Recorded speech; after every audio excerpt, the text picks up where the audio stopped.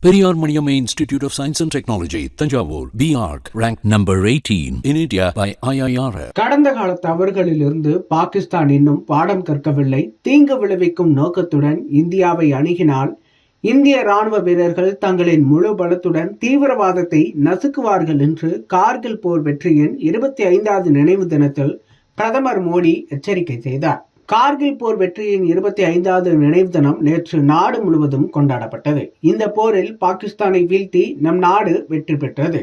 இதனால் ஒவ்வொரு ஆண்டும் ஜூலை 26ஆம் தேதியை கார்கில் விஜய் திவாஸ் என்ற பெயரில் வெற்றி கொண்டாட்டம் நடத்தப்பட்டு வருகிறது.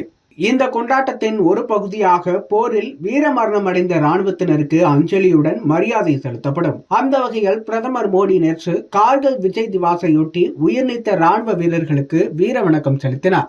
ஜம்மு காஷ்மீரின் கார்கில் மாவட்டம் டிராஸ் பகுதியில் உள்ள கார்கில் போர் நினைவிடத்தில் பிரதமர் மோடி வீர வணக்கம் செலுத்தினார். போர் நினைவிடத்தில் பிரதமர் மோடி பேசுகையில், லடாக்கின் இந்த மாபெரும் நிலம் கார்கில் வெற்றியின் 25வது ஆண்டு விழாவை காண்கிறது. தேசத்துக்காக செய்த தியாகங்கள் அழியாதவை என்பவை கார்கில் வெற்றி நமக்கு சொல்கிறது என்றும் அவர் பேசினார்.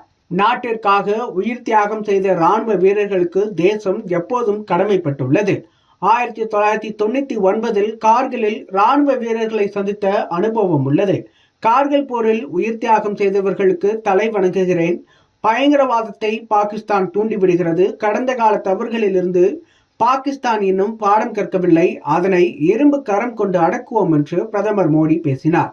பாகிஸ்தானால் ஒருபோதும் இந்தியாவை வீழ்த்த முடியாது. அனைத்து வகையான பயங்கரவாத சவால்களும் முறியடிக்கப்படும். பயங்கரவாதிகளின் சதி நிறைவேற அனுமதிக்க மாட்டோம். பயங்கரவாதத்தை தூண்டி விடுபவர்களின் திட்டம் ஒருபோதும் நிறைவேறாது. பயங்கரவாதத்தை இரும்பு கரம் கொண்டு அடக்குவோம் என்று பிரதமர் மோடி பேசினார். 370 நீக்கிய பிறகு காஷ்மீர் வளர்ச்சியை கண்டுள்ளது என்று குறிப்பிட்ட அவர், காஷ்மீரில் உட்கட்டமைப்பு மற்றும் சுற்றுலாத்துறை வளர்ந்து வருவதாகவும் குறிப்பிட்டு பேசினார். புது எதிர்காலத்தை பற்றி காஷ்மீர் சிந்தித்து வருகிறது. பல தசாப்தங்களுக்கு பிறகு சினிமா ஹால் திறக்கப்பட்டுள்ளது. லடாக்கில் இயல்பு வாழ்க்கை திரும்ப அனைத்து முயற்சிகளையும் அரசு மேற்கொண்டுள்ளது. இளைஞர்களை எதிர்க்கட்சிகள் தவறாக வழிநடத்துகிறது என்று குற்றம் சாட்டிய அவர், பென்ஷன் தொகையை சேமிப்பதற்காக அக்னிவீர் திட்டம் செயல்படுத்தப்படவில்லை. பாதுகாப்பு படை வீரர்கள் மற்றும் அக்னி வீரர்கள் விவகாரத்தை எதிர்க்கட்சிகள் அரசியலாக்குகின்றன என்றும் பிரதமர் மோடி குற்றம் சாட்டி பேசினார். Periyar Maniamma Institute of Science and Technology, Tanjavur, BArc, ranked number 18 in India by IIR.